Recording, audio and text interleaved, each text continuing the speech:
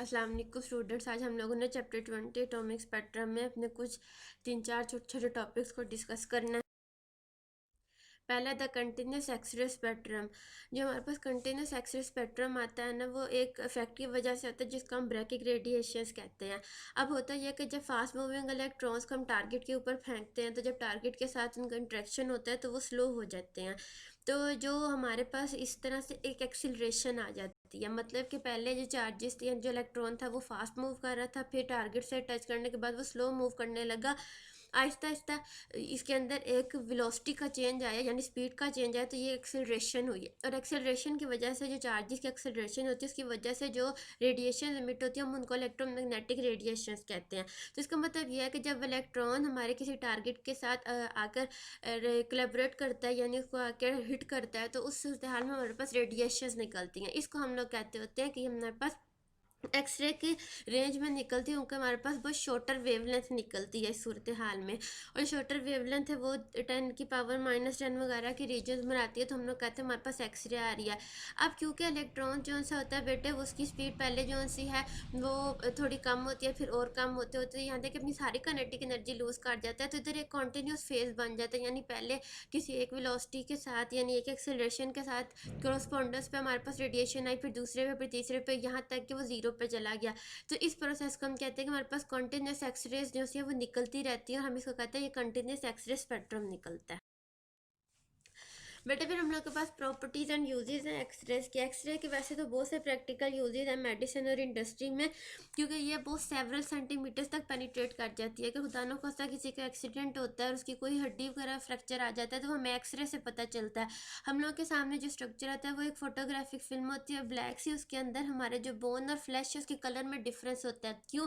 क्योंकि बट जो हमारा फ्लैश और जो बोन है उसकी कंसनट्रेशन एक दूसरे से डिफरेंट है। तो एक्सरे जब हम लोग करते हैं, यहाँ जिस तरह यहाँ पर हाथ का दिखाया गया, या जिस भी हिस्से का एक्सरे किया जाए, वहाँ पर जो हमारे पास कंसनट्रेशन ऑफ सब्सटेंस है उसके अकॉर्डिंग एक्सरे उसके अंदर एब्जॉर्ब होती हैं, और वो हमारे सामने एक प्रिंट पेश कर देती हैं कि ये हुआ हुआ है। ठीक है, ये उस उन जगहों पर जाती है जहाँ पर लाइट नहीं जा सकती, आपकी बॉडी के अंदर से लाइट पास नहीं कर सकती, वो या रुपेक टू लाइट। इसी तरह कहीं पर क्रैक्स आते हैं या एयर बबल्स होते हैं, तो उस सूरत हाल में भी ये ज़्यादा जो क्रैक्स और जो एयर बबल्स होते हैं वो ज़्यादा एक्सरे को एब्जॉर्ब कर लेते होते हैं। जैसे फॉर एग्जांपल हमारी कोई गैस पाइपलाइन है, उसमें कहीं पर हमारे ब्लॉकेज आई, मतलब वहाँ कहीं पर हमारी टूट गई है। अब हम लोग ये तो नहीं करेंगे ना कि सहीवाल से लेके वो एंड तक जो सी सारी की सारी खोदना शुरू कर दें कि कहाँ पर हमारे पास जो सी है वो लीकेज हो रही है। हम एक्सरे उसके अंदर भेजते हैं, तो जहाँ सबसे ज़्यादा एक्सरे देखी जाती है कि एब्जॉर्ब हुई है, इसका मतलब यह है कि यहाँ पे कोई क्रैक मौजूद है या फिर यहाँ पर कोई प्रॉब्लम मौजूद है। तो इस तरीके से बेटे हम लोग जो है एक्सरे को यूज़ करते हैं। जो हमारा फ्लैश होता है उसमें कार्बन, हाइड्रोजन और ऑक्सीजन ज़्यादा प्रोमिनेंट होता है। ठीक है, तो जो एक्सरेज होती है वो फ्लैश में ज़्यादा अमाउंट में एब्जॉर्ब होती है, जबकि हड्डी में कम अमाउंट में होती है। तो ये हमारा बेसिक वर्किंग प्रिंसिपल होता है एक्सरे का। नेक्स्ट जो हम लोगों के पास है वो हमारे पास है कैट स्कैनर। कैट होता है बेटे कंप्यूटराइज एक्सियल टोमोग्राफी। ये बेटे एक मशीन होती है, जो भी हमारा सब्जेक्ट होता है, यानी जिस चीज़ को हमने ऑब्जर्व करना होता है, कोई इंसान उसके अंदर कोई प्रॉब्लम है, हमें नहीं समझ आ रही, हम उसको कैट स्कैनर से ऑब्जर्व करना चाहते हैं, तो सब्जेक्ट उसके अंदर जो है वो स्टैंड करता है, और ये जो मशीन है उसके गिर्द रोटेट करती है। तो हम लोगों के पास अब जाहिर बात है जो ह्यूमन है वो सर से लेके पाँव तक डिफरेंट है। नेल्स की उसकी कंसनट्रेशन अलग है, स्किन की अलग है, आइज़ की अलग है, बालों की अलग है, हड्डी की अलग है। तो इस तरह हम लोग के पास डिफरेंट कंसनट्रेशन यहाँ पर मौजूद होती हैं। ठीक है, तो ये क्या करता है कि इसमें डिटेक्टर्स लगे होते हैं, और इसकी सारी जो एक एक मेजरमेंट होती है वो कंप्यूटर में एरे होती हैं, उन एरेज के अंदर ना फिल होना शुरू हो जाती है। हर जो डिटेक्टर है वो मतलब डिफरेंट किस्म की एक्सरेज को एब्जॉर्ब करता है। ठीक है, जो सब्जेक्ट के अंदर से गुजरती है, और उसके बाद उसके बारे में हमें एक ना इंफॉर्मेशन देता है और एक तस्वीर बना देता है डिफरेंट डेंसिटी की उस सब्जेक्ट की। तो हमारे जो डेंसिटी वाइज डिफरेंस होता है ना, वो मतलब अगर 1% ऑर्डर का भी है ना, अगर दो जगहों में 1% का डिफरेंस है, वो भी आपका कैट स्कैनर जो है वो डिटेक्ट करके दे देता है। ट्यूमर्स और अदर इस किस्म की जो ऑब्जेक्ट्स होती हैं, मतलब वैसी बीमारियां होती हैं, वो बहुत छोटी होती हैं, जो दूसरी टेक्निक से नज़र नहीं आ सकती। तो हमारे पास उस वक्त जो कैट स्कैनर होता है ना, वो हमारे लिए उस फ़ायदेमंद होता है। सिर्फ फ्यू सेकंड्स की गेम होती है।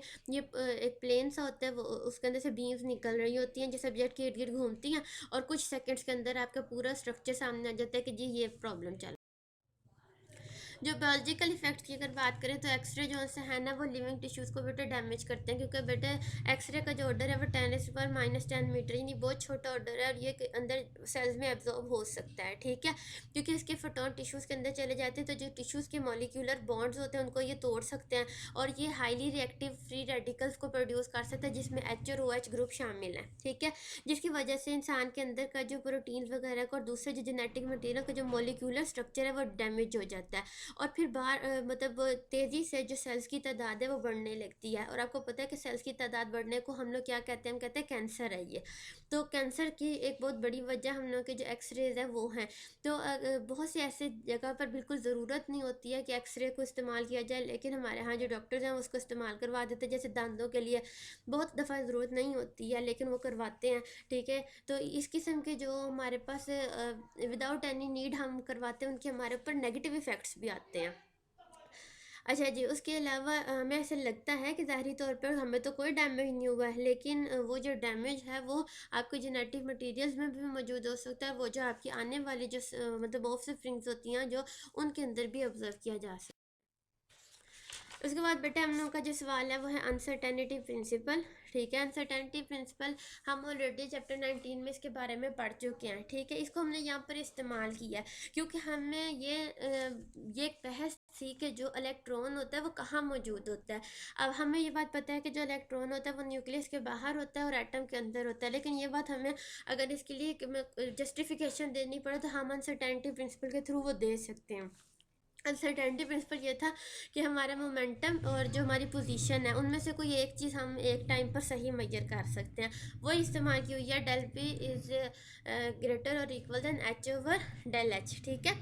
अब हमने क्या किया, हमने पहले ये तस्वुर किया है कि जो इलेक्ट्रॉन है ना वो न्यूक्लियस के अंदर है और जो न्यूक्लियस है उसकी जो बाउंड्री यानी जिसकी पोजीशन है वो 10⁻⁻14 मीटर है।